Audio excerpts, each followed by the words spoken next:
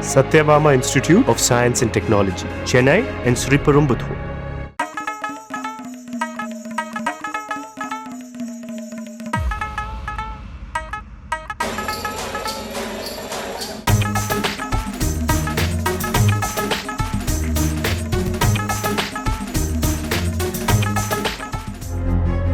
சமீப காலமாக தமிழ்நாட்டில் கஞ்சாவின் புழக்கம் அதிகரித்து வருகிறது. அதற்கு ஏற்ப காவல்துறையினரும் கெடுபிடியை அதிகரித்து கஞ்சா விற்பனையை தடுக்க அனைத்து விதமான நடவடிக்கைகளையும் மேற்கொண்டு வருகின்றனர். கஞ்சாவை கடத்தி கொண்டு ரயில் மூலமாக சென்னைக்கு வந்து அதனை விற்பனை செய்தவுடன் கிடைக்கும் பணத்தை வைத்து விமானத்தில் பறந்திருக்கிறார் இந்த கஞ்சா பெண் வியாபாரி.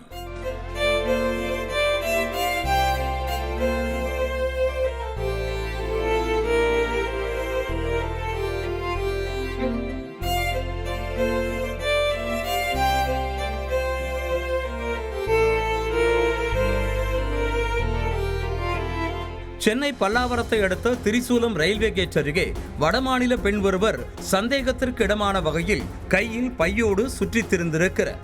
அந்த பெண்ணை அழைத்து போலீசார் விசாரித்த போது அந்த பெண் முன்னுக்கு பின் முரணாகவே பதிலளித்திருக்கிறார். இதனால் சந்தேகமடைந்த போலீசார் அவர் வைத்திருந்த பையை சோதனையிட்ட போது அதில் சுமார் 3 கிலோ கஞ்சா இருப்பது தெரிய வந்திருக்கிறது. இதனையடுத்து 3 கிலோ கஞ்சாவை பறிமுதல் செய்த போலீசார் அந்த பெண்ணை பல்லாவரம் காவல் நிலையத்திற்கு அழைத்து சென்று தங்கள் பாணியில் விசாரணை மேற்கொண்டதில் பல திடுக்கிடும் தகவல்கள் வெளிவந்துள்ளன. திரிபுரா மாநிலம் உதய்பூர் பகுதியைச் சேர்ந்த ஃபாயஸ் தாஸ் என்ற அந்த இளம்பெண்ணுக்கு திருமணமாகி ஒரு குழந்தை இருக்கும் நிலையில் உல்லாச வாழ்க்கைக்கு ஆசைப்பட்டு தொடர்ந்து கஞ்சா விற்பனை செய்து வந்திருக்கிறார்.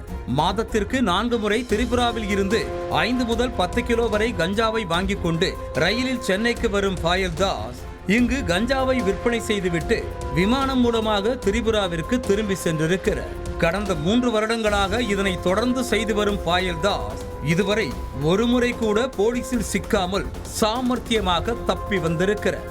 இளம்பெண்ணான ஃபாயஸ் தாஸ் தனது கஞ்சா விற்பனைக்காக விசிட்டிங் கார்டாக இன்ஸ்டாகிராமை பயன்படுத்தி வந்ததும் விசாரணையில் அம்பலமாக இருக்கிறது. கஞ்சா விற்பனையில் கிடைக்கும் பணத்தை வைத்து ஆடைகள் நகைகளை வாங்கி குவித்த ஃபாயஸ் தாஸ் அவரது இன்ஸ்டாகிராம் பக்கத்தில் தன்னை ஒரு திருமணமாகாத கல்லூரி மாணவி போலவும் பெரிய இடத்து பெண் போலவும் காட்டிக்கொண்டதுடன் தன்னை தொடரும் சென்னை ஆண்களை குறிவைத்து அவர்களோடு பழகி அவர்களை கஞ்சா வியாபாரிகளாக மாற்றியிருக்கிறார்.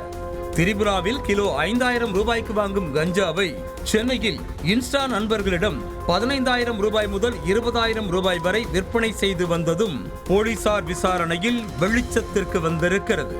இதனையடுத்து ஃபாயஸ் தாஸை போலீசார் தாம்பரம் நீதிமன்றத்தில் ஆஜர்படுத்தி புழல் சிறையில் அடைத்துள்ளனர்.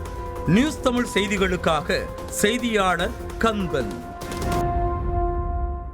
Satyabama Institute of Science and Technology, Chennai and Sriperumbudur.